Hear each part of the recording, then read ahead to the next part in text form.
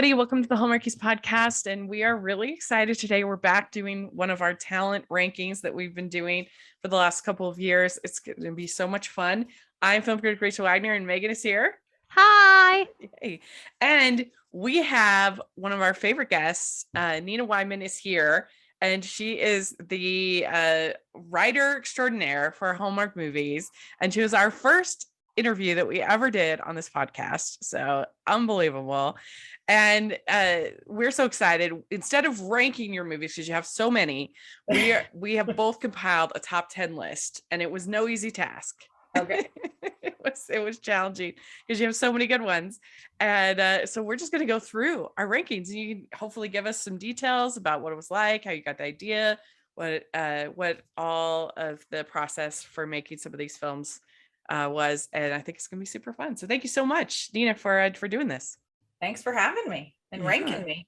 Yeah, it's gonna be fun. And if you want to share like any of your favorites, you can along the way. I know it's like they're all your babies. So yeah, I definitely have my favorites. Yes. Oh, good, good.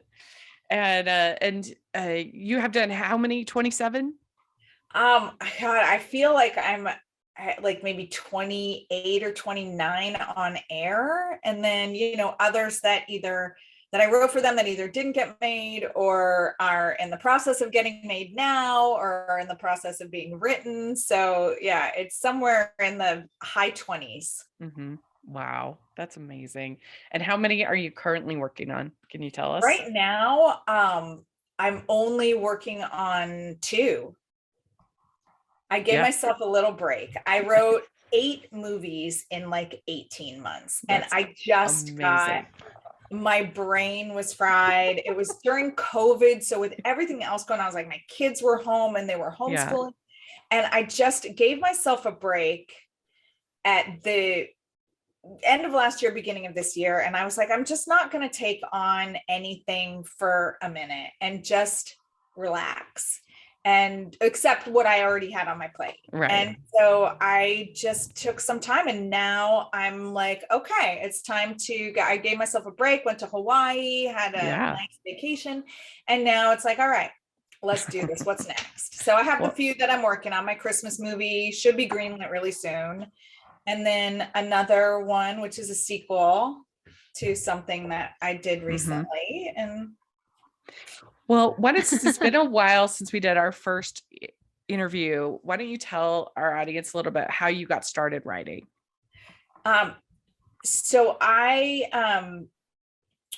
was working at Lifetime. Well, before that, like I came to LA and I was going to be an actress, and I always like did theater, loved theater. I was like, I'm going to move to LA. I'm going to be an actress. And I just could not get any traction. I'm like a weird type because I'm not like the gorgeous leading lady, and I'm not the super character-y character. So there's like, the quirky best friend that's, somewhere in the middle, and there's like 12 roles a year for that person. And there's 4 billion actresses that could do that. So it was really hard for me to get any traction. So I wrote this play, and just so that I have something to act in, and I got it produced, and people said, oh my gosh, you're writing so good. You're writing so good. And nobody said anything about my acting.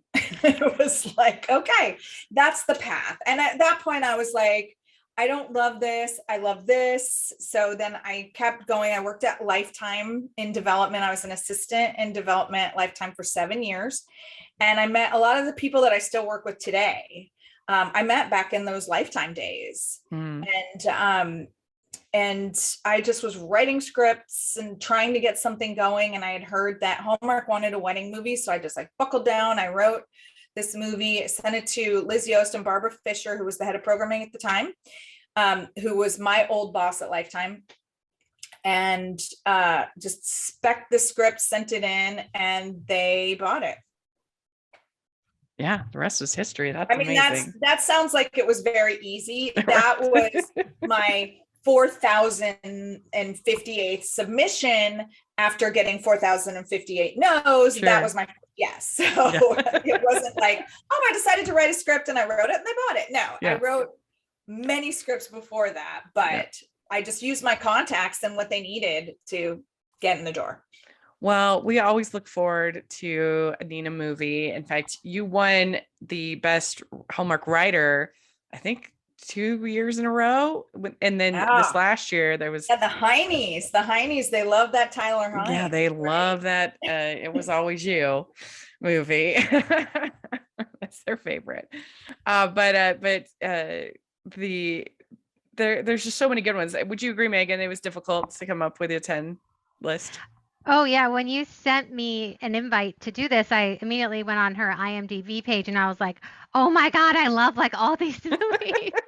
And I saw some of my favorite, like all-time favorites. So I said, "Yes, definitely I will be there. This will be a piece of cake." And To Well, some pick all that the you've ones I never love. seen, or there's some that Yeah, you're like, oh, I've never seen that one. there mhm. was, and some I was able to find on Hallmark Movies Now. So I watched a few that I hadn't seen. Ah, okay. Some of them were hard. Some of the older ones were harder to find, but Yeah.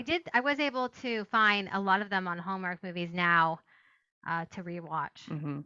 or watch for the first time. Well, we don't know each other's lists. So Okay. so this can be a surprise. And if you have one a lot higher than I have it, or vice versa, then we'll just pitch it and talk. So we don't want to talk about the movies twice. Okay. Uh, but let's start. Megan, what is your number 10? Okay, so I have one honorable mention first. So my honorable mention is Christmas in Tahoe because I got married in Tahoe and I remember being Ah, really excited to watch a movie in Tahoe. I really liked that one, so that's my honorable Yeah, that mention. was a good one. That would be a pretty high up honorable mention for me as well. It was way better than the trailers had made me think it was going to be, and they had really good chemistry. I really liked I mean, I love Laura Osnes, but I really liked the dude. I can't think of his name. Kyle. Um, Kyle. Kyle, Yeah. yeah, he was The great. Broadway people. So you know me and the Yes. Exactly. Broadway people. Like I Yeah. love the Broadway people. I And want I all thought, Broadway people all the time in my movie. yes. And I think Pat Monahan from Train, right? He was Uh, good, right? he did He's not, good. That was his but he's first like acting ever. he's got the chops. Like Yeah. he can do it. He was good. I thought so. I really did. I thought he did a good job. So that's a good honorable mention. My honorable mention is I Married Who. And in fairness, I have not seen this in a long time and I didn't have time to rewatch it. But I remember just really thinking it was funny and edgy and something different. I couldn't quite crack the top 10 because probably partly because I haven't seen it in so long. But I do have that at number 10. That was I mean, at number 11. one of the first rom-coms I ever wrote. Mm-hmm. And it was kicking around for a long time. I couldn't that was one of the scripts I wrote where I would send it out and people passed on it. And then that movie, What Happens in Vegas, came out, and I was like, well, great. Now nobody's ever going to make this. And I was actually surprised that Hallmark was willing to make that because I had to change some things. Like she accidentally gets drunk because they didn't want to make anybody making like really bad decisions on Hallmark. But that was one that I was sort of surprised that they actually wanted to make it. Well, but that makes it kind of refreshing that it has a little bit of an edge to it. Yeah, I would say. Yeah, and it was a long time ago. I mean, I want to say that was I feel like that was my third movie. Yeah, 2012. So it's been a decade. That was my third movie ever. Some of the older Hallmark movies are way edgier than what they do now. It's kind of think that interesting. those predated Bill Abbott coming and being in charge. I want to say that he was not the CEO when they bought those, or maybe it was because Barbara Fisher was the head of programming at the time and she went a little edgier. I'm not sure. I can't remember what the hierarchy was when, but when Barbara was there, things were definitely, there were things that like they never would have bought 5 years late after she left. Right. Yeah. And I'm not sure if that was Bill or if there was a different regime there. Yeah, there was definitely something different that happened around like 2015, I feel like is when, I mean, that's when Countdown to Christmas really started and, things really, I think, changed. But my number 10 is love at first dance. And I really enjoy this movie. We did a whole on friendship episode on it. I like the way that this is basically like the prequel to their relationship. And that's how you're able to kind of make it work with the awkwardness. Like it's not actually like their relationship starts at the beginning. I mean, the relationship starts at the end of the movie. So there's really no like cheating, emotional cheating really going That's on. a hard line. It's a hard that you have to dance around. Yeah. Because you can't make her look like a husband stealer, and you can't make him look like an idiot for being with this person. Right. So it was a tap dance that we had to very carefully do. I think you did a good job with it. I thought they had really nice chemistry. Yeah, they were really sweet together. Yeah, it's nice that it was actually filmed in New York. I liked his fiance. I thought that she was good, and they had a nice chemistry together. And that they were best friends. So it was it was the next logical step for them, but it was almost a business arrangement. So that was what made it work, and didn't make either of them feel like it was like, we're doing it for the family, and we're doing it for our business, and because we care about each other so much, we want to give each other what we want, what the other wants. Yeah, and I like that she was presented with like two good choices that she could make. She could either go and do like the braver choice and go to England and do the choreography, or she could stay in New York and run the dance studio, which was also a good choice. She wasn't put in this like either stay in the city and be a terrible person or move to the country. So often they were both, they were both good options for her. And I really love the whole scene when they're, dancing in the fountain. That was really good. Yeah. That was very good. So I was there that day on set. Oh, you were? Yeah. Oh, wow. Nice. That was in Victoria. That they shot like a day or 2 days in New York City, and it was just 1 and 2, which the number 1 was Becca, number 2 was Niall, and then the producer, the director, and the DP. That was it. They had 5 people. They did no lighting. They like shipped the wardrobe to them. They shot them walking into real Central Park, and then inside the park, and the pond was in Victoria. Yeah, it was good though. It was convincing. So they did a really great job with that, making it look, doing a shot on the Brooklyn Bridge and just telling people, hey, will you sign a release? So we didn't have to have a bunch of extras, and trying to do it so that they didn't show people's faces as they were walking and stuff. Yeah, it looked really good. Yeah. All right, Megan. Well, what's your number 10? So I have that one on my list. So do I tell you? Okay. Yeah. So going forward, we'll just do that one later. But yeah, if you have it or later on the list, just say, and then we can talk about it. So stop you. Yeah. Okay. Got it. Okay. Sorry. So what do you have at 10? Okay. I have Double Holiday at 10 with Christopher Polaha and Carly Pope. I just thought this was a really fun way to, get Hanukkah into the, Christmas countdown. I thought they were both great. I really love Christopher Polaha in all the movies, in all Hallmark movies. I just think he does a really good job. Yeah. I liked that they kind of, it was kind of that they didn't like each other at first, but it was more that they just didn't like each other, or not that they didn't like each other, but just that their kind of work relationship was a little kind of fiery, I guess you would say. And so I liked that. I thought it was a good way to kind of transition into. He was uptight and it's all business. And Chris said to me, I want to just like poke the bear. I want to poke the bear. I was like, poke the bear, go for it. He's so good. They both, and Carly, I absolutely adore. She hasn't done another Hallmark since, because now she's on Pretty Little Liars, but she is, the two of them together, just like even watching dailies, you see that they have so much life in between the lines that you can see the wheels turning in their head, and not as actors, they're characters. And they're both, that was a fantastic experience. I love that. And that's what I'll say when I say my favorites, what my favorite movies are, it's always because of the experience of making the movie more than the actual movie itself. That that is really where my favorites come in. Do you always watch the movies or do you sometimes not?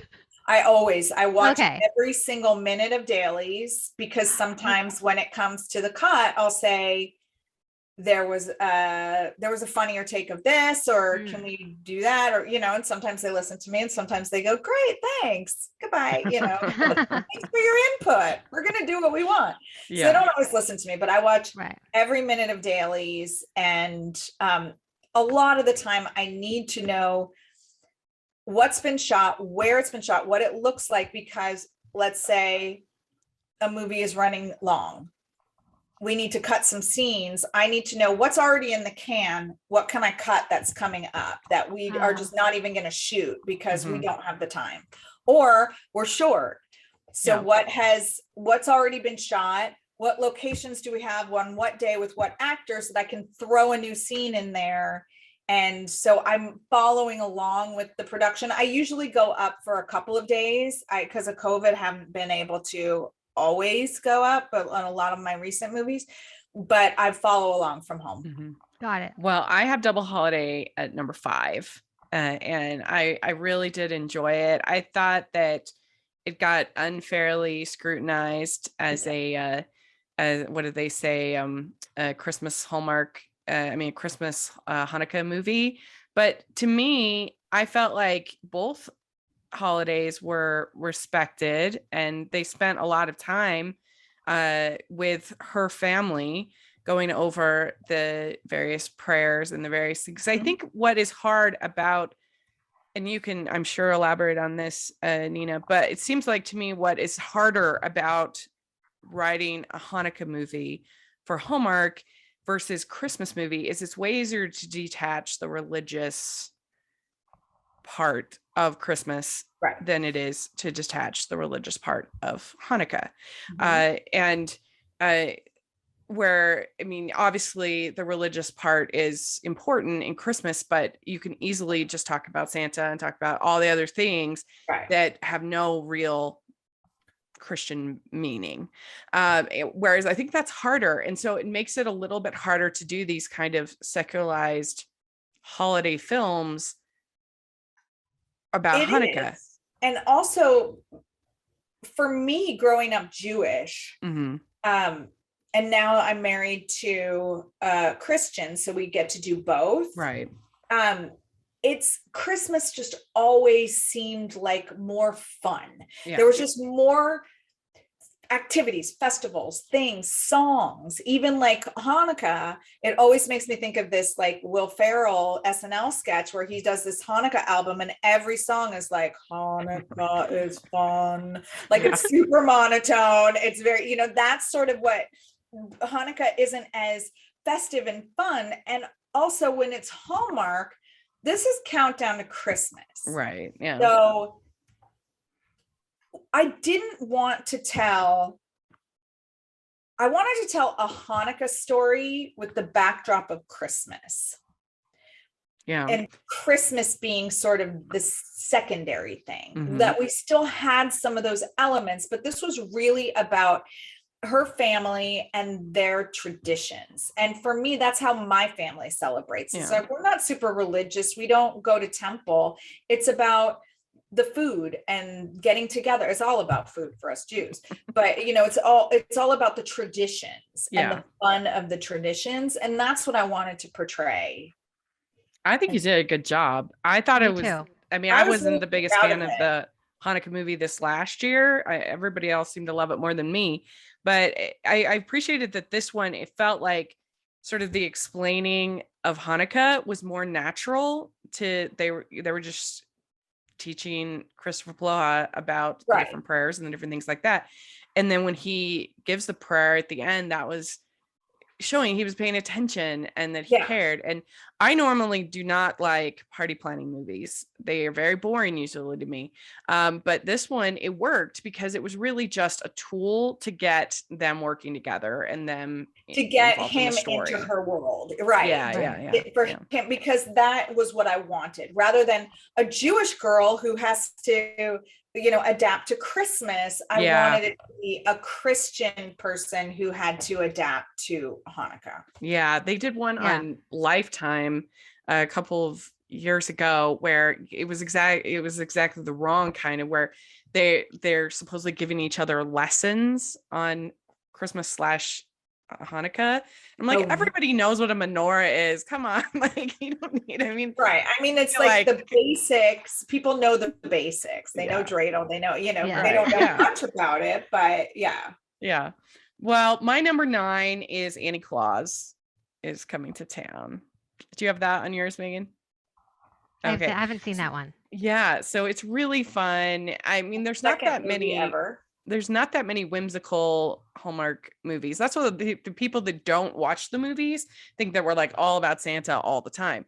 But it's actually kind of rare that you actually get like Santa Claus in one of the movies. That was really early. That was my second movie.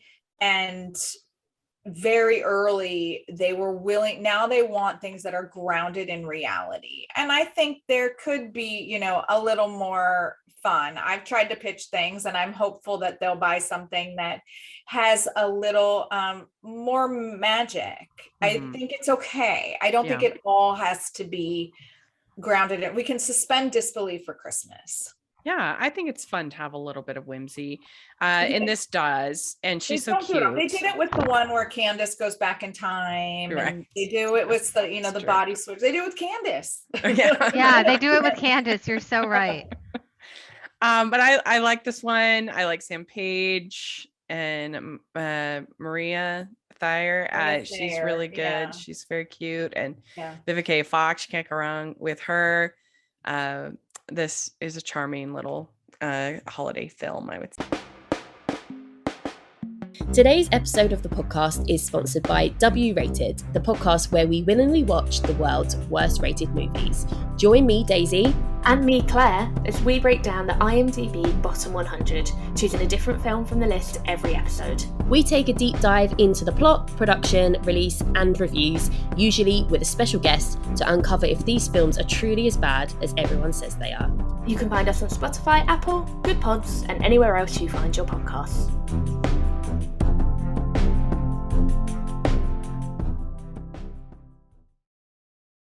You have it 9, Megan. For number 9, I have Operation Christmas from 2016. Yeah, I don't have that on mine. Another Christmas movie. I just love this movie. I am a stepmom, and I married my husband when he had 2 kids, and so I love when there's movies about blended families. And I didn't have kids, like biological kids, but I really enjoyed the relationship between the kids and how they liked each other too. And I thought I love the skiing sequence because I also am like a horrible skier. I've almost died from skiing several times. So I really related to that. And then I just thought that the way they disconnected and the way they kind of lost touch felt really real. Like that could happen. I love when he drops the phone in the water. So I just thought, it's a really cute movie. It's, Christmas, and I really like it a lot. Yeah, I haven't seen that one in a while. I have to give so that movie was probably 4 or 5 years from concept to screen. Wow. A long time. I have to give credit for that final cut to Donald Martin, who wrote the last draft of that movie, because this movie was originally supposed to shoot at Disneyland.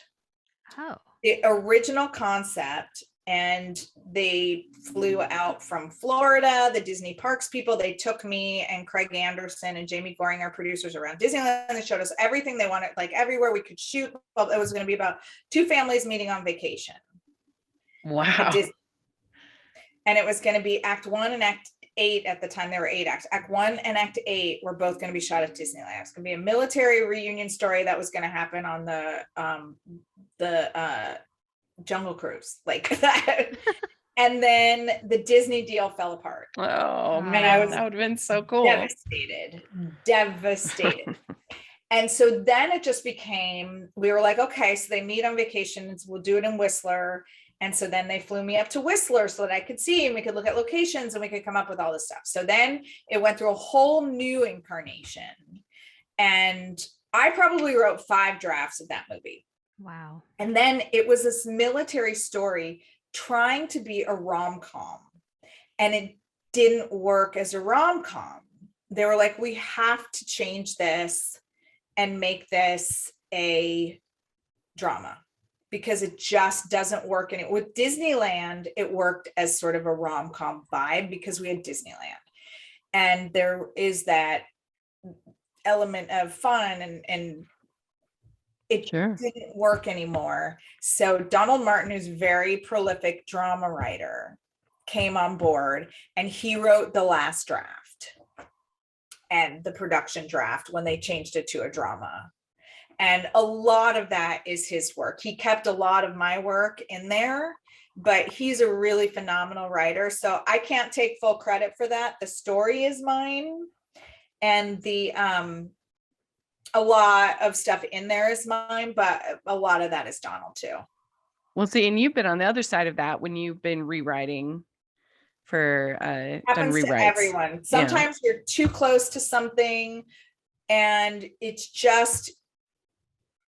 not clicking. That's what happened with Christmas in Tahoe. Some other writers wrote the final draft of that because I was so focused on, I had all that stuff. I had Mrs. Miracle and it all happened at the same time. And so I didn't write the last draft of Christmas in Tahoe. And I finished Mrs. Miracle. And then I have been hired to rewrite many times. And there's probably a few on your list that, you know, I can say, I can take credit for a lot of these things, but some of them have been not one single word that the original writer put in there is still in there. Yeah. And some of them, it's like, oh, this gave me a great roadmap and I know exactly how to fix it. Mm-hmm. All right. Well, my number 8 is Stop the Wedding. Yeah. I have that. Where do you have that one? I have that one number 2. Oh, okay. We'll talk about it later then. But yeah, Sorry. it's a fun. No, it's a fun one. What do you have at 8? 8, I have never kissed a man in a Christmas sweater. Very good. Yeah, I love this one with Ashley Williams. I just think when she runs into him with the Christmas tree, it's just one of those laugh out loud moments. It's just She so can do funny. no wrong. I mean, Yeah. she is so funny. Yeah. Yeah. Even just like watching the dailies, I was like, I just laughed out loud every take. She's just got that comedy chops. I want her I love her. I want her in everything. She's amazing. And she would call me and say, can we come up with a different joke here, a different joke there? And we'd kind of riff on things and stuff and come up with an alt take. And she'd be like, great. All right, I'm going to go shoot it. And then hang up. She was awesome. Yeah, she seems great. I've like listened to interviews with her and yeah, it seems like she takes all of her parts like very, not like, I want to say seriously, but then she's so funny, but she takes she puts all of her heart, I think, in everything she does. And it really that's her in life too. Yeah. I think she's going to be a really phenomenal director. She's just directed a couple of things, but that's what she's kind of taking off in. And she's really going to be top notch. Yeah, that'll be great. Yeah. Well, my number 7 is Flip That Romance. Oh, we didn't talk about Stop the Wedding. Yeah, we will because she has it. Okay. Yeah. Okay. Do you have Flip That Romance? I do not. Okay, perfect. So you always gotta love Tyler Hynes. He's super swoon-worthy. And this was a fun concept, I thought. The idea of them both renovating one side of the duplex. That was clever, cute. Great. I was hired to rewrite that one. Okay, great kiss in this one. Mm-hmm. You know, where you think she's gonna take the phone call and she puts her phone down. I was like, I need to do the fake. I just wanted to take the tropes and kind of flip it on its ear. And I said, I got to do where you think it's going to be an interrupted kiss. And then she's like, forget the phone. Like when Tyler Hines wants to kiss you, you go. You don't listen. Who cares who's on the phone? I don't care if God is on the phone. I happen to be live tweeting with this one, and the internet exploded at that moment. It was like, oh my gosh. Because usually you don't get a kiss in the middle of the movie anyway, but for her to not do the near kiss and to reject the phone call, because I've always said cell phones are the thief of love. I love that. Yeah, that was great. It was a great. That shows up in a script someday. Credit to Rachel Wagner. That's okay. You have my permission. But they had good. I just feel like Tyler finds a way to have chemistry with every single person he's ever worked with. He's got the stuff. And Julie, I can't say enough good things about Julie. She's great, delightful and talented and stunning and just such a good person. And I can't say enough good things. Yeah, we joke on the podcast that you can pull somebody off of the street and be like, you're in a Tyler Hines movie. Amazing chemistry. Yeah. Oh yeah. So it's a fun one. So that's my number 7. What do you have at 7, Megan? So this is one that I hadn't seen that I looked up once I knew we were doing this, and it's called Lucky in Love. Okay. And it has Jessica, I don't know how to say her last name. Sure. She was on Gossip Girl. Yeah. And I just thought this one was so fun because they do a lot of those movies where you kind of get everything you want, but sometimes it's like in a dream or it's not real. Whereas this is like in her real life, she got everything she wanted and then sort of realized, what she actually wanted.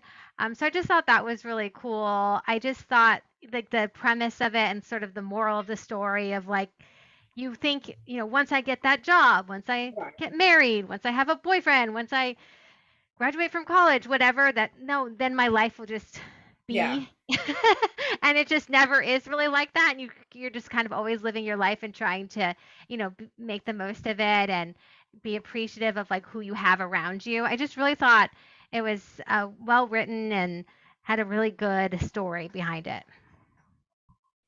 I wrote that one with one of my very best friends. Oh. Yeah. When it's fun that it's a April Fool's movie. We you never get that. Movies. Yeah.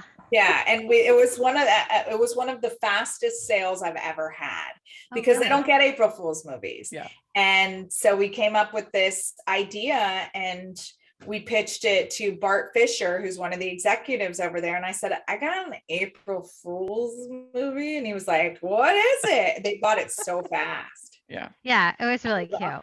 That's a good one. And all right, my number 6. One of my best friends. Yeah. Yeah, I bet. My number 6 is Playing Cupid. That's my number 6. Oh, perfect. Yes. I do have to say it is not Emma at all, but I can put that aside. I don't know why they promoted it that way. The book called itself like a modern day Emma for teenagers. But we changed the book so much because it was a YA book. They did a deal with Scholastic where they took these books and they made it sort of a dual entry so that it was like adults and kids. Mm-hmm. And so we had to change a lot. Yeah. Like we did that with You're Making Me Crazy as well. Yeah. Did they only do 2 Scholastics? Maybe they only did 2. Yeah, maybe. But they were going to do a bunch of them, and then I don't know what happened. But I can set that aside. It does annoy me when Hallmark does Jane Austen fraud because I'd love if they actually did like a real adaptation of Jane Austen. Right. I know.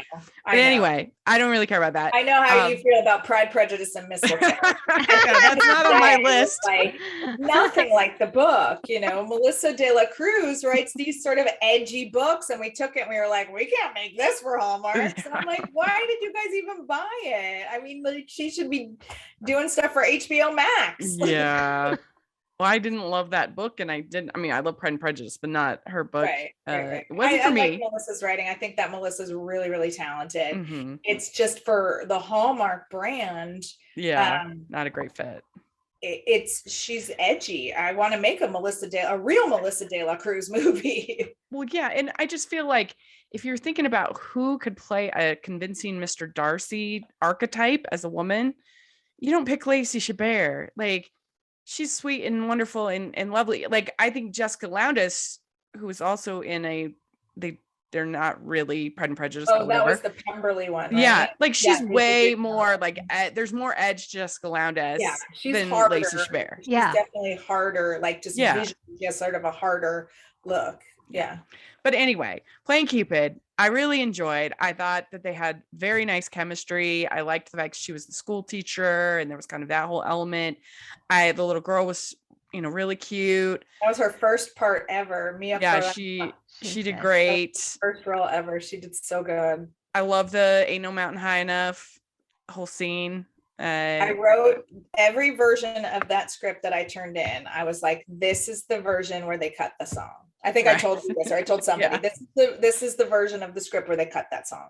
Yeah. This is the version where they cut that song. They really needed it. So I'm glad they kept it. And they paid for it because it's not cheap. Music is expensive. And I was like, okay. I didn't put any other songs really in it. So yeah. So it is my number 6. What made you put it number 6, Megan? So I really liked the way that the female part was written. I think sometimes in Hallmark, we just get these like either super intense type A women, or we get like super bubbly, like I'm the captain of the cheer squad. And she just felt like a little bit more realistic and more kind of in between. She just felt real. And I like those characters too, but I felt like she was more real than we get sometimes in Hallmark movies. Yeah. I think Laura, the actress, is very real and very grounded too. Yeah. Well, my number 5 is Double Holiday. So we already talked about that. What's your number 5, Megan? Mine's Mrs. Miracle Christmas. What so I loved the original. I loved the original one, so I was really excited to bring it back. And I just thought it was a really real movie, co-parenting. Oh, sorry, it was just I liked the part, like she didn't have her biological children. She had gone through loss, and I liked that that Mrs. Miracle's daughter was like maybe an angel. It kind of had that little magic that we were talking about that is sometimes fun for Christmas. I thought Carolyn, was it Caroline or Carolyn? Caroline. Obviously, I was a big fan of hers from Sabrina the Teenage Witch, so I was excited. It's funny. She told me, she said to me, for 30 years or whenever, I don't remember when, 25 years, she's been Aunt Hilda. I don't remember her name exactly, but I know she was Aunt Hilda or something. She said, for 25 years, I've been Aunt Hilda, and all of a sudden now people are like, Mrs. Miracle. Yeah, that's cool. Yeah, I thought it was great. Yeah, I'd like to throw in about her car, that tie-in, and I loved it, and I hope to see more. I mean, that one was pretty emotional. Your hopes are not going to go unanswered. Was that hard to write, to go to like a full-on drama? For that? Yeah. No, because I felt like we were sort of navigating 2 movies. When we had Mrs. Miracle and Nana together, that was our comedy. And then when we had Steve and Caitlin's characters together, I can't even think of all their names, there's been so many movies. When we had Steve and Caitlin together, that was sort of our drama. And so we were able to, it was more dramatic, and they did like let me go there with the adopt, because the book, Debbie Macomber's books, sometimes they're light and fluffy, but sometimes they deal with really heavy issues.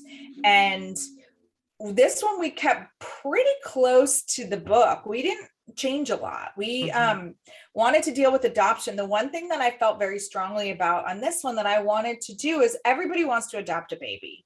And in foster care, there are hundreds of thousands of older kids that just never get adopted. So I wanted them to not get a baby. I wanted them to get an older child, to adopt an older child. And Hallmark was all in on that. They were like, absolutely.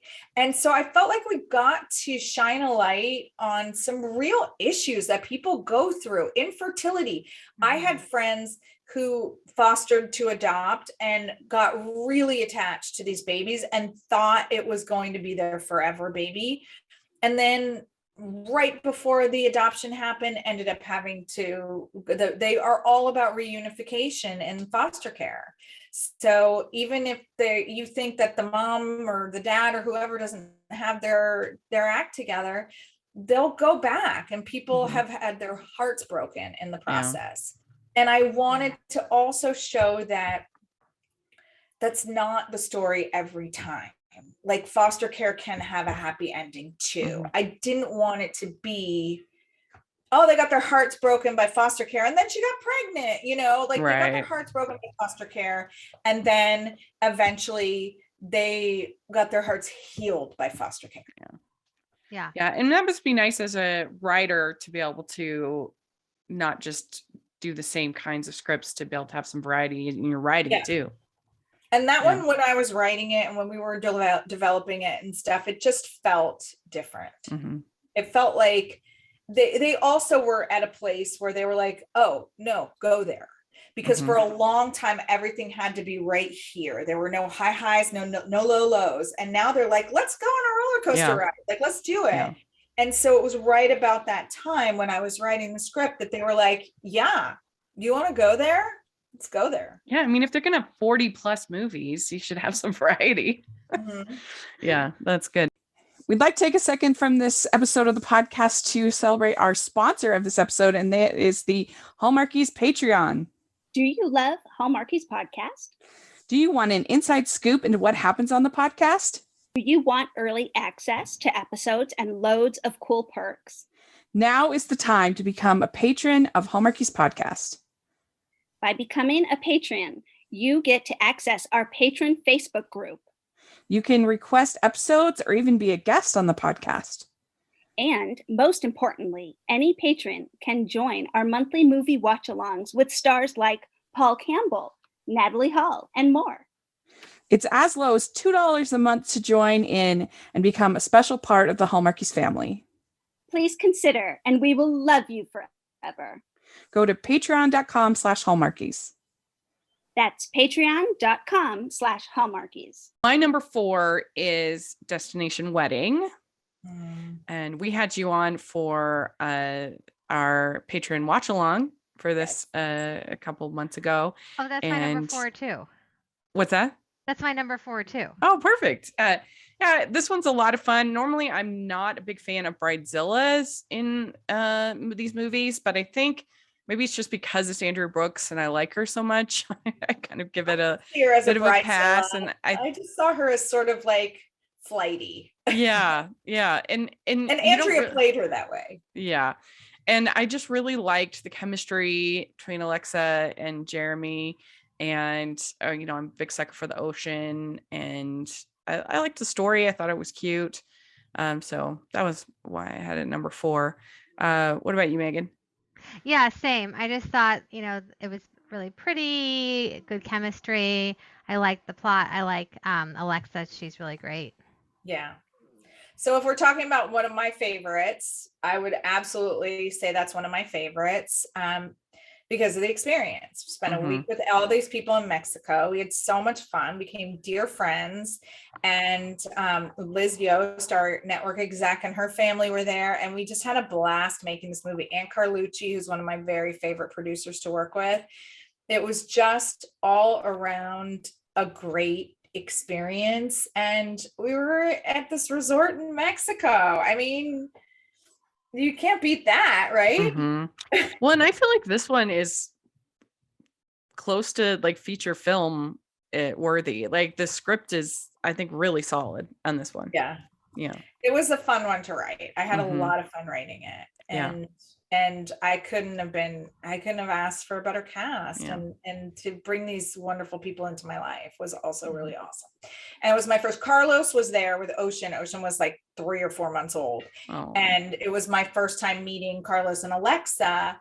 And then we went on to make another movie together. So that was fun. All right. Well, my number 3 is another one you've done a watch along for. It's Pumpkin Pie Wars is my number 3. So You have it too? yeah, I have that as my number 1. Oh, number 1. All right. All right. Well, I just think this is really cute. I mean, sure, like Romeo and Juliet in the pie world, but yeah, I'm a fan. And I wrote it, and we did it at a time where there weren't a lot of bake-off. They hadn't done a lot of bake-off movies or cooking restaurant. There just hadn't been a ton of that at the time. So it was very different and fresh. And it was about 2 people keeping a secret rather than the tension being between the 2 of them. The tension was them together against other people. And it just felt a little bit different in that sense, in the way it all played out. Yeah. And they had good chemistry, and the whole sort of journey with the 2 moms forgiving each other was very cute. Mm-hmm. Yeah. So what do you have at 3, Megan? I have Love at First Dance. Ah, very good. Which you already talked about. And I have a cute kind of personal story. So this one time my grandma was visiting, and she was at my aunt's house in San Francisco, and I went over there, and she was watching this movie, Love at First Dance, and I was like, "Oh, you watch Hallmark, Grandma? Like, I watch Hallmark." She's like, "Yeah, have you seen this one? It's so good, the dancing." And I was like, "Oh yeah, of course I've seen this one." And so we like totally bonded over Hallmark movies, and now we like text each other like our favorite over the holidays and stuff. So it's just like a good memory. Not only is it a good movie, but it's just like, it just goes to show like these movies bring people together. And I think, love that. I love Grandma. Yeah.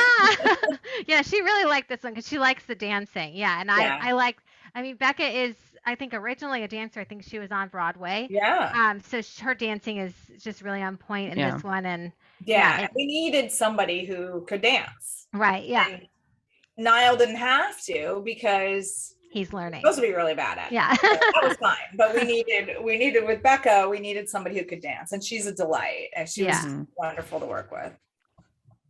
Well, my number 2 is Coming Home for Christmas. And I think that this one, I remember when we had you on and you talked about how you were trying to do kind of a Sabrina type story. And I think you succeeded in that. I read the book and I pitched it to the producers that we were talking to. I read the book from Jenny Hale.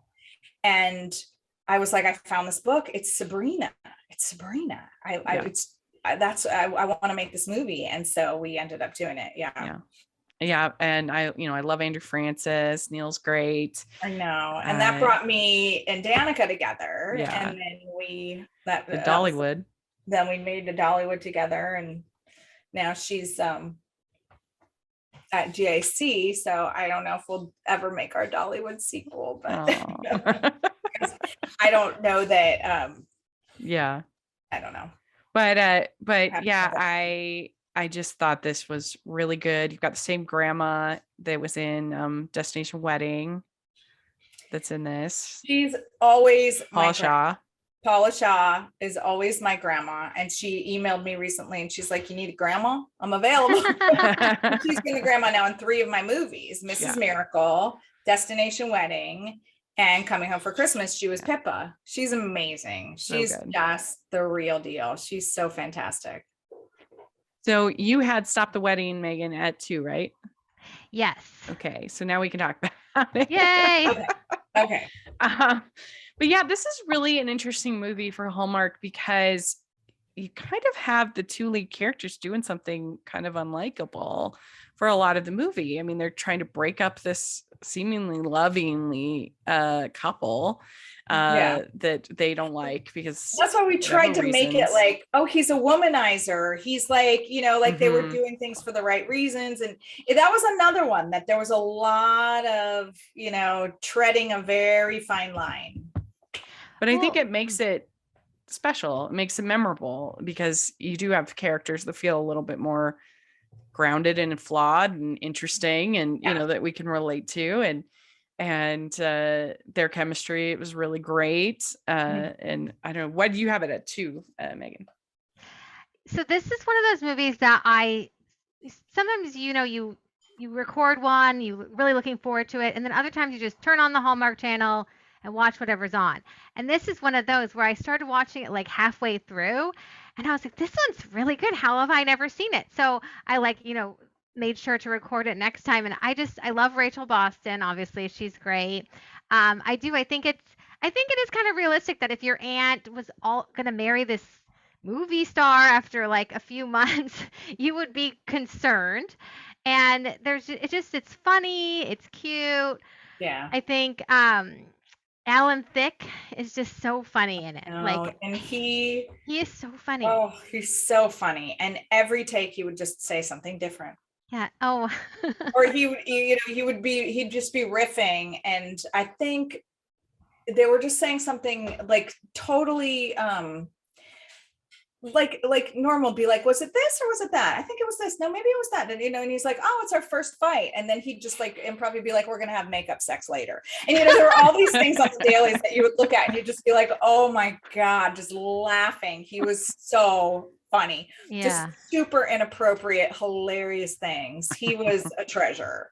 And that was kind of heartbreaking. Yeah, it was one of the last things he did, right? Yeah. And I mean, it wasn't that long after we made that movie that he passed away, maybe a year later. Yeah. And it also brought me Rachel Boston, brought her into my life, and she's one of my dearest friends now. And so the experiences of just like meeting her and being on set and meeting Alan Thicke and getting to work with these people that just bring so much joy to your life. That one was really special to me. And that was Niall's very first Hallmark movie ever. Oh, really? Okay. Nobody knew who he was. Wow. He'd been on some Canadian show, and our director had worked with him, and she was like, there's this actor and I think he'd be really good for this part. And nobody knew because he was Canadian. They didn't know who he was. He had never done anything like even supporting and then getting bumped up to the lead guy. He'd never done anything. And everybody looked at him and saw the pictures and saw his tape and we're like, wow, okay, let's go there. Wow, that's so interesting because now he's like a Hallmark. He's one of their very favorites, and then totally. Getting him to be in Aurora as Candace's love interest is a pretty big deal. Like, well, my number one, I really debated because I'm thinking, is this just recency bias? Is this really my favorite? But I really think it is because me, I love music. I love Broadway. I'm a huge Santino Fontana fan. So I had to go with Just One Kiss. I think it's the best thing you've ever written. I knew you were going to. I think it's so good. I absolutely loved the whole twist with the mother. That was brilliant. And the first time that I watched it, I didn't even realize what was happening. I could totally worked for me the twist. Yeah. Then the second time I was paying attention, I'm like, oh, they didn't actually talk in that scene. I thought they talked in that scene, like when she's picking out the dress. That was my goal. Yeah, it was very, very well done. Again, I can't take full credit for the story. The story, the idea was oh my gosh, I'm blanking on their names. Were these other writers, and I was hired to come on, and it's a tough one to make it work. It's a hard movie. These writers were brand new to Hallmark and hadn't written for them before, and it just needed a little bit of help. So they brought me on. I read the script and I was like, I get it. I see it. And they're very good, but I know what it needs to make it work in this universe, in this Hallmark universe. And the other thing that was really tricky was the dead moms that, I wrote notes as I was reading the scripts. Like I wrote notes where I was like, why are they never in any scenes with their moms? And if that note was coming up for me, then I felt like, okay, we need we need moments where you think they're in scenes Yeah. together. So I went back and I watched The Sixth Sense, and I was like, how do they do this? Yeah. Because that was a movie that we all went, wait, what? And we Yeah. all went back and we were like, he was at the anniversary dinner with his wife, and he, you know, so I went back and I watched all the scenes where you thought he was interacting with people, where he wasn't, or he's just sitting there and the mother's having a conversation. All those scenes that I was like, okay.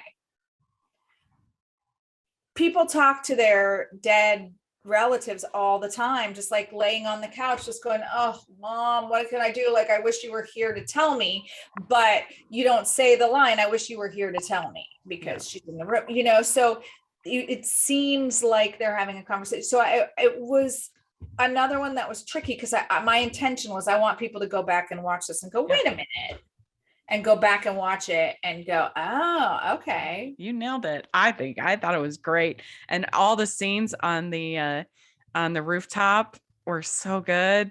I just Oh my love God, they're that so may be my swoon-worthy. favorite kiss Yeah. ever Yeah. that I've ever put in one of my movies. So That's that so good. scene just, and I thought that Jeff Beasley, our director, did a fantastic job directing it. And I have to say that as we were writing this, as we were working on this, and it all happened really, really fast, because Aisha Francis, our network exec, wanted to make this movie. She's like, I love the script, but it just needs something, and we're not getting there. So she came, brought it to me, and I was like, I love it too. I know what to do. It all happened very quickly. You know, 3 drafts later, we were in production, like a couple months later. And it was one of those things where you need an Italian who's charming, who can sing. Is there anybody else besides Santino Fontana to do this role? And his name came up really early on. And I told him this because when I was in New York recently, I saw him. And I said, because I couldn't go up on set, our director got COVID on day 1 Oh my of gosh. shooting. And so they closed the set, and I didn't get to go. And so I saw him and Krista both when I went to New York a couple of weeks ago. And I wrote that part for him. Like, I couldn't get him out of my head. Yeah. There was nobody else.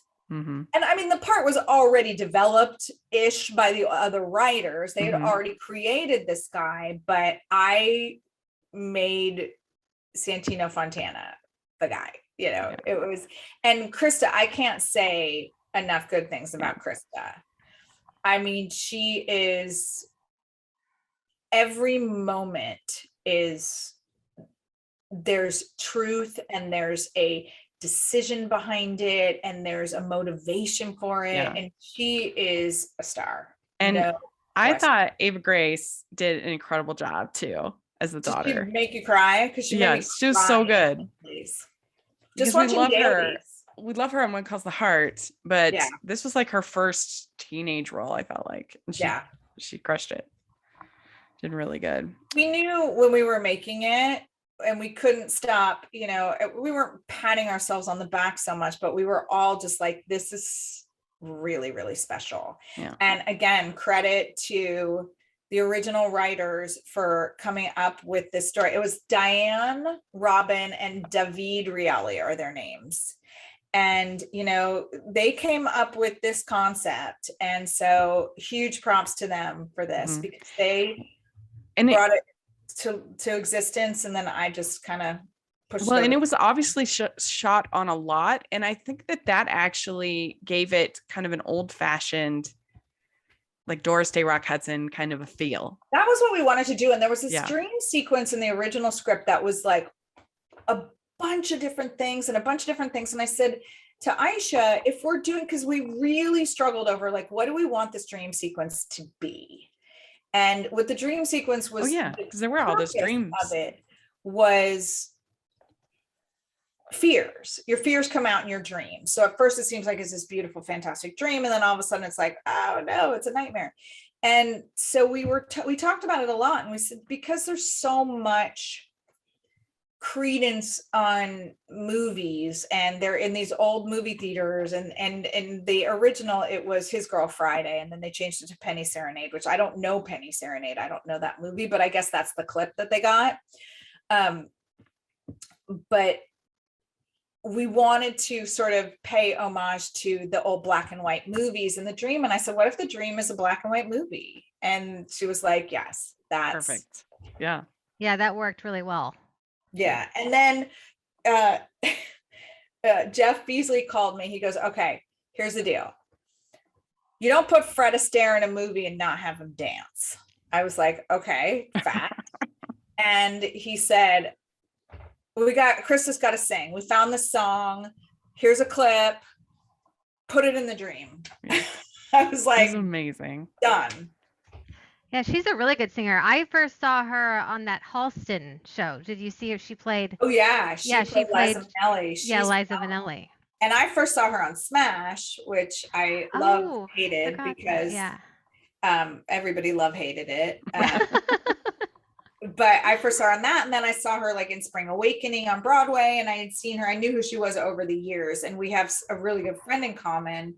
So I knew who she was, but I had never worked with her. And she's really a special, old soul, amazing person. Mm-hmm. Yeah, I'd like to see her in more Hallmark movies for sure. Yeah, I mean, I would love to find something that we can just develop for her that's like just plays to all of her strengths, because she's so good. I think she'd be good in a mystery.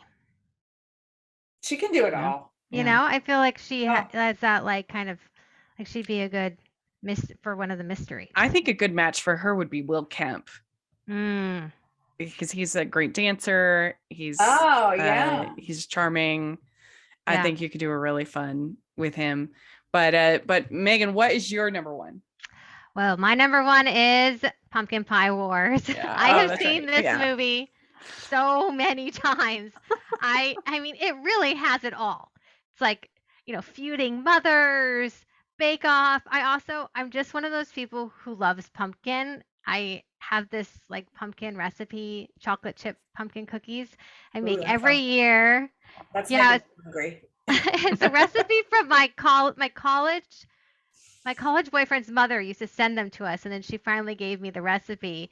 The relationship didn't last, but the cookies are still around every year. But yeah, I just love them. I love Julie. I think she's so sweet in the movie. And I agree that because they're not the ones actually feuding, the falling in love feels more realistic than going from like people who actually hate each other. I also love the part that the dads were secretly golfing. That was so my dad. My dad's like, I don't care who you don't like, this guy is gonna golf, so I'm gonna play with him. I loved that. That was a tricky one too, because they were like, can we just make sure it doesn't seem like the dad's having an affair? And I was like, he's having a golf affair. I just funny. The whole like Bake Off, and it's just a small town with feuding mothers. It's so classic Hallmark. I love it. Yeah, that's a good one. Very good. All right. Well, you guys didn't even mention one of my very favorite of all time. Didn't make either of your top 10 lists. And again, this one, I really, really loved the movie. I thought that the movie turned out really beautifully, but it was another one that so much of it was the experience and making it and the people involved. And that was The Last Bridesmaid. Yeah. Which is one of my all-time favorites, because, I was making a movie with two of my dear friends, Rachel Boston. Rachel and I developed it together with Joel Rice, one of their very prolific producers that I've done a ton of movies with, and I love working with him. And then bringing Paul Campbell on board, I was like, it has to be Paul, because there was a time when I didn't know Paul very well.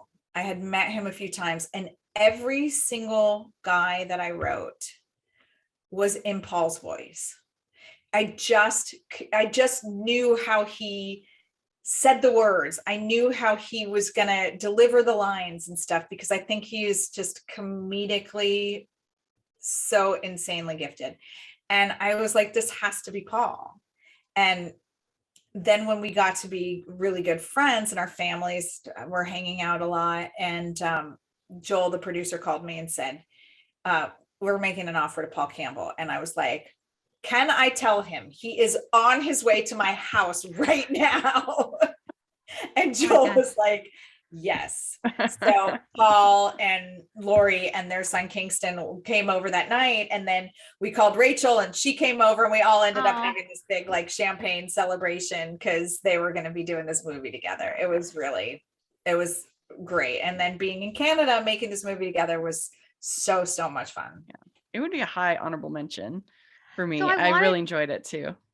That was one that I had never, or I think I've seen like a part of it, and I wanted to rewatch it, and that one was really hard to find. I couldn't find it. So that's why it's not. I feel like I would love it because I was the last bridesmaid. I was the last of my friends in college. Yeah, I was the last to get married, in my college friends and my high school friends. So I was definitely the last bridesmaid. So I really wanted to watch it, but I couldn't find it. So I'll be on the lookout for it. Yeah.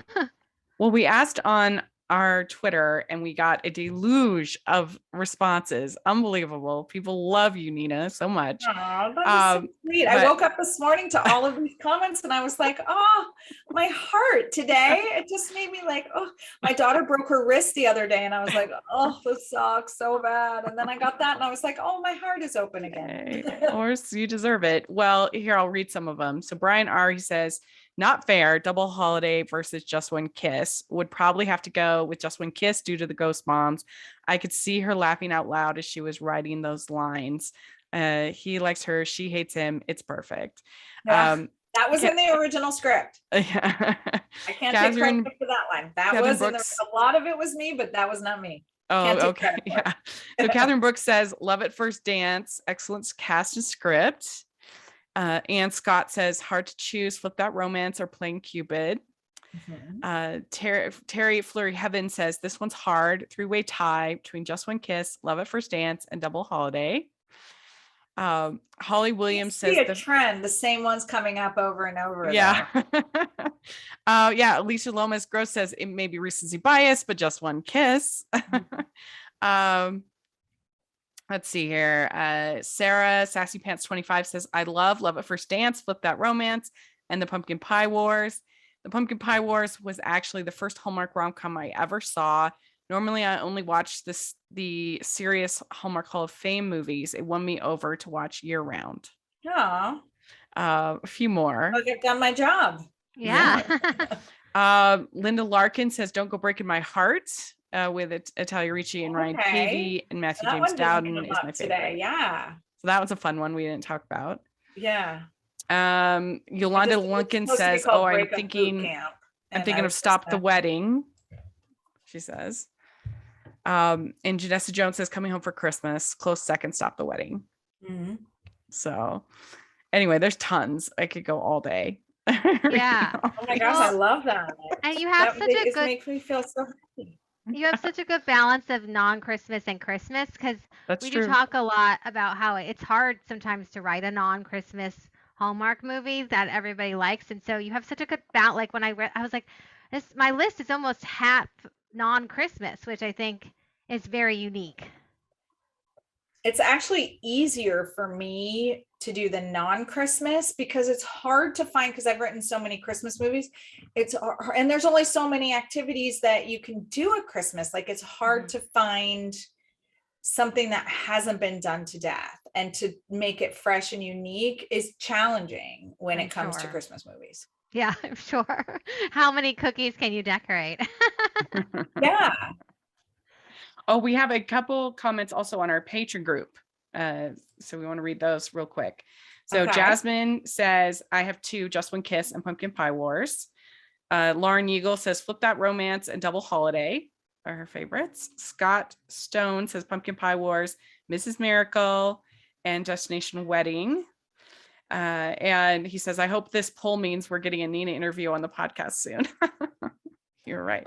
And then Thaddeus, he says, huge Nina Weinman fan here. I particularly enjoy her wedding movies because she doesn't usually make them about planning the wedding and avoids the bridezilla trope. Here are my favorites non-Christmas: Just One Kiss, The Last Bridesmaid, Pumpkin Pie Wars, Stop the Wedding, and I Married Who. And then for Christmas, Annie Claus is coming to town, 'Tis the Season for Love, A Mrs. Miracle Christmas, Coming Home for Christmas, and Operation Christmas. Aww. There we go. 'Tis the Season for Love was a great experience too. Mhm. Making that movie. It was Yeah. my first movie with Ann Carlucci, who's one of my favorite producers, and then first time working with Brendan Penny, who I've worked with twice. First time working with Andrew Francis, who I've worked with twice, and then Sarah Lancaster, who I don't know why she hasn't done another one. I love her. Yeah, it's been a while since she did She one. was directing though. She was getting more into really? directing. So I think that maybe is her focus now. I'm not sure. Well, she's in one of my favorites with Fur Crazy. Mhm. I don't know if you've ever seen that one, but that one's a good one that she did early on. It was like 2013 or something like that. Yeah, I remember it, but I don't think I've seen it. Yeah, I like it because it really gives her clear motivation for why she doesn't like Christmas, which sometimes you're just like, what is wrong with you? Why does this character not like Christmas? Right. Just I hate whereas Christmas. her Yeah. family ran a Christmas tree lot, and it took her parents away from her a lot, and they were always busy running the Christmas tree lot. So now when she gets fired from her job and she has to run the Christmas tree lot because her dad gets injured or whatever, so she has to run the Christmas tree lot, and she has all this resentment about the Christmas tree lot. And I thought that was a really strong motivation that made sense for the character. It is. That would be my dream, though, to live on a Christmas tree lot. I mean, that's like literally my dream. And Like, to can we me, own a I Christmas think tree about lot? it. It sounds like, oh, you're gonna have to like carry heavy stuff. Like me being such an indoor girl, I'm like, oh man, what do you gotta carry? I'll just like point. Hey, you guys do that. Go pick up that one. They want Yeah. that one. I'm the front girl. Well, let's go over our list real quick. Okay. I have Just One Kiss at number 1, Coming for Christmas at 2, Pumpkin Pie Wars at 3, Destination Wedding at 4, Double Holiday at 5, Playing Cupid at 6, Flip That Romance at 7, Stop the Wedding at 8, Annie Claus is Coming to Town at 9, and Love at First Dance at 10. So Megan, what about you? So I start with number 1. Yeah. Okay, so number 1 was Pumpkin Pie Wars. Number 2 was Stop the Wedding. Number 3 was Love at First Dance. Number 4 was Destination Wedding. Number 5 was A Mrs. Miracle Christmas. Number 6, Playing Cupid. Number 7, Lucky in Love. Number 8 was Never Kiss a Man in a Christmas Sweater. Number 9 was Operation Christmas. And number 10 was Double Holiday. So I think we in the end ended up covering almost all of your. I Yeah, know. I'm just trying to see if there's any one that like that wasn't on any list except for The Last Bridesmaid that I'm like, oh, that was like a really special one to me. I don't. No. I think we covered them all. You guys hit all my special ones. Yay. Yay. Yeah, what do you think of our lists, our rankings? I think they're great. I'm so flattered. I mean, that like, what do I think of your list? I'm like just so happy that somebody wants to watch my movies. And it just, you know what it does though? It makes me like really thankful that Hallmark keeps coming back and letting me do this. Like it's something that I tried for so many years to make happen and just got no after no after no. And now this is sort of a walk down memory lane of my career in a lot of ways. And it's really that sort of dose of, wow, I have a lot to be thankful for. And I need to remember that. Well, Because we're not really just grateful to movies you. Like I and- said, you were our Yeah. first interview that we ever had, and you got the ball rolling, and we sure appreciate it. So thank you so My much. pleasure. And where can people follow you on socials and all that fun stuff? I think on Instagram, I'm Nina Weinman Swift, SWIFT, which is my married name. And Twitter, I'm NIBEWE. That's not my initials, my first 2 letters of Nina Beth Weinman. Very good. And Megan, how can people follow you? I am on Twitter at Megan D320. Great. And you can find me at Rachel's Reviews, all of our social media, iTunes, YouTube, and on Rotten Tomatoes. Check that out. Also, make sure you're following the podcast at Hallmarkies Pod and Hallmarkies Podcast, all of our social media. And if you are listening on iTunes, please leave us your ratings and reviews. We really appreciate it. And if you are watching on YouTube, please give the video a thumbs up and subscribe to the channel. We appreciate that so much. We also have our patron group where you can be part of the patron watch-alongs, like with great people like Nina, and check that out. And we also have the merch store, which is really fun. So thanks so much, Nina. We really appreciate it. But thank you so much. And yeah, we'll have to have you on when it gets closer to Christmas. And that would be fun. To. Okay. Bye, everyone. All right.